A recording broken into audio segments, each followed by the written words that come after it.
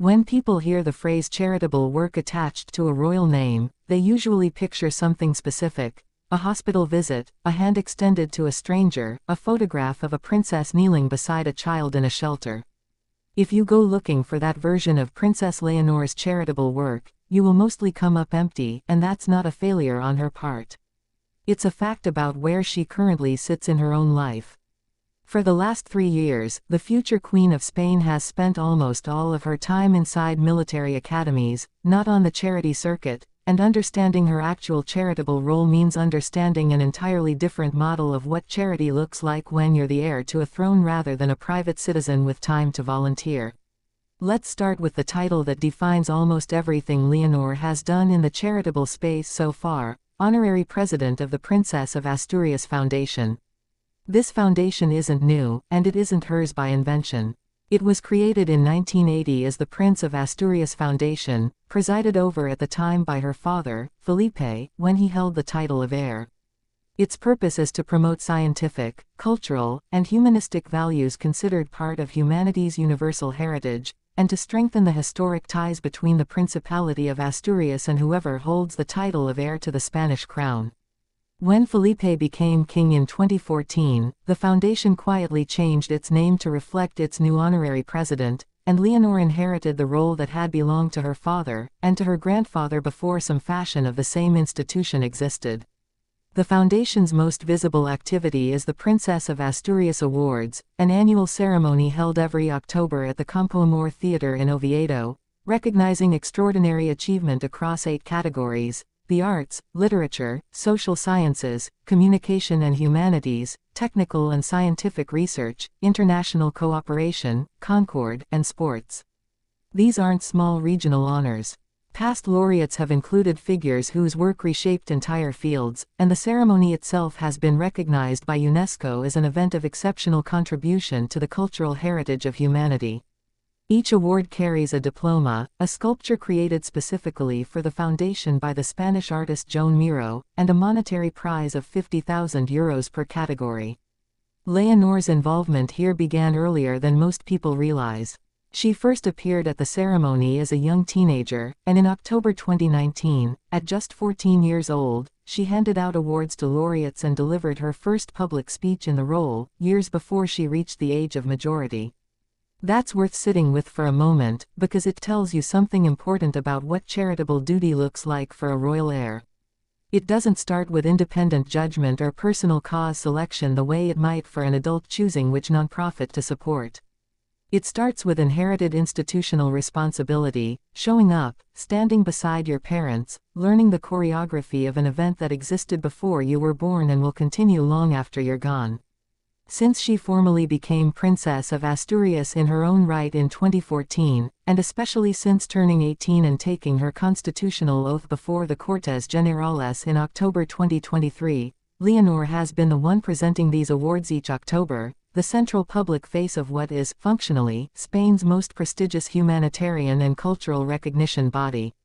It's charitable work in the sense that it distributes resources and elevates people doing genuinely important work in science, medicine, human rights, and culture, but it's fundamentally different from personal volunteering. It's patronage, in the oldest sense of that word, using the prestige of an inherited title to shine a spotlight on achievement the foundation deems worthy, rather than direct hands-on service. There's a second foundation worth understanding, because it's less famous internationally but tells a slightly different story about what Leonor's charitable identity is meant to represent. The Princess of Girona Foundation, founded in 2009 by roughly 90 prominent patrons in Catalan civil society, focuses specifically on young people, identifying talented youth who can serve as role models for their peers, and running programs aimed at improving youth employability and transforming the training of young educators. Here's the interesting detail: the honorary presidency of this foundation is technically held by King Felipe, but explicitly on behalf of his daughter, meaning the institution was built, in name and purpose, around Leonor's identity as the young future monarch, even before she was old enough to take on the role herself. Where the Asturias Foundation rewards achievement broadly across the world, the Girona Foundation is narrower and more personal in its symbolism, tying Leonor's public identity specifically to the cause of Spanish youth development, talent recognition, and employment access for a generation facing one of the toughest job markets in Western Europe. Now, here's where we have to be honest about the limits of what's actually documented, because a lot of what circulates online about Leonor's charitable activity is either recycled Foundation boilerplate or, in some cases, entirely fabricated. There are social media pages that have surfaced under names like the Princess Leonor Asturias Humanitarian Foundation, presenting themselves as though they're official charitable vehicles tied to her. They are not recognized institutional entities connected to the Spanish royal household, and treating them as real would be spreading misinformation rather than reporting fact. If you see claims about a personal Leonor charity soliciting donations, that is not something the royal household has established, and it deserves real skepticism. So what about the more personal, less institutional side of charitable identity, the kind of formative service work that shapes a young person's character rather than their public title? Here, Leonor's educational path actually gives us something concrete and verifiable.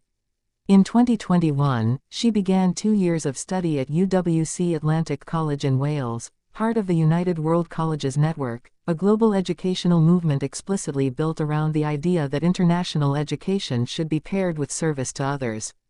UWC schools are known for weaving community service directly into their academic structure, treating it not as an extracurricular add-on but as core to the mission of the institution, alongside sustainability, outdoor education, and intercultural exchange. Leonor spent 2 formative years, ages 16 to 18, inside a school system where service to others was baked into daily life, not as royal duty but as ordinary student expectation, sitting in classrooms and community projects alongside young people from dozens of countries with no royal titles of their own. That period matters for understanding her charitable identity, even though it produced no individually publicized volunteer moments the way a hospital visit or a fundraising gala would. It represents 2 years of a future monarch being formed inside an institution whose entire philosophy treats service as inseparable from education, at exactly the age when personal values tend to solidify. It's a very different kind of charitable formation than a royal photo opportunity, quieter, less visible, arguably more substantive, but also much harder to turn into the kind of concrete story a headline usually wants. Then came the 3 years that have defined almost everything about Leonor's public life since 2023, and that block of time explains, more than anything else, why her charitable resume looks thin if you're expecting a packed calendar of hospital visits and gala appearances.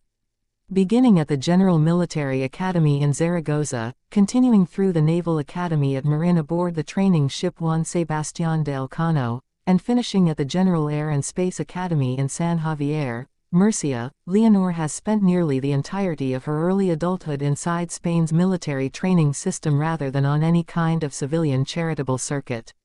Reporting from earlier this year noted explicitly that she kept an unusually low public profile through the first half of 2026 specifically to prioritize finishing that training, only reappearing for select institutional moments like Pascua Militar in January and, notably for the first time, the Armed Forces Day ceremony at the end of May. This is worth stating plainly rather than glossing over. For the entire period during which most young adults her age might be building a personal charitable identity, choosing causes, showing up at events, developing a signature area of interest the way Princess Diana did with landmine clearance or Princess Kate has done with early childhood development, Leonor has instead been earning military qualifications, training as an infantry officer, sailing across oceans on a tall ship, and eventually flying solo in fighter training aircraft.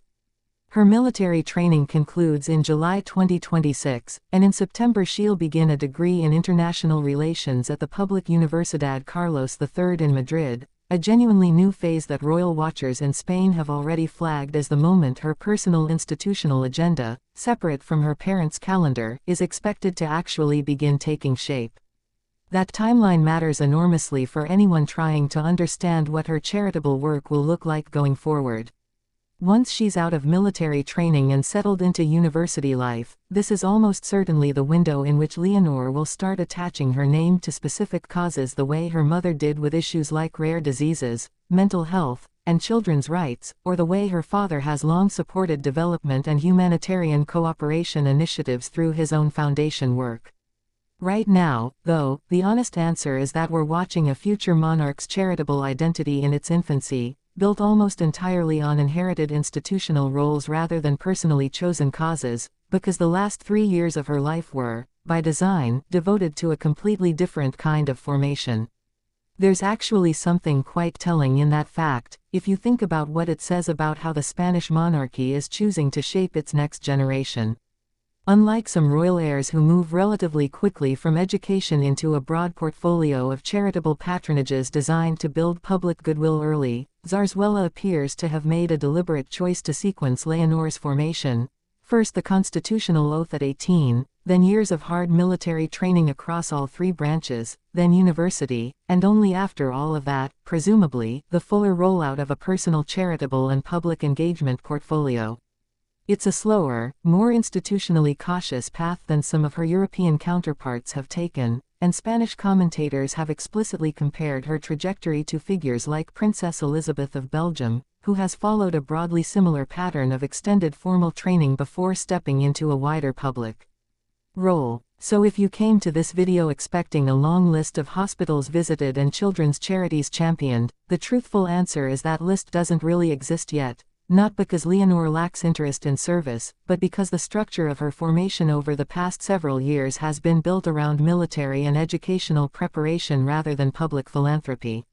What does exist, and what's genuinely worth understanding, is the inherited institutional architecture waiting for her. The Princess of Asturias Foundation with its global cultural and humanitarian prestige, the Princess of Girona Foundation's focus on Spanish youth, and 2 years inside a school system built explicitly around the principle that service to others is inseparable from a proper education.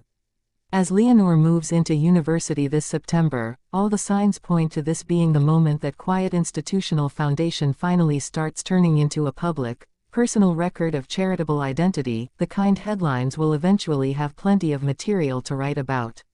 For now, the honest story isn't about what she's already done. It's about the deliberate, almost unusually patient way Spain has been building the foundation for what she's about to start.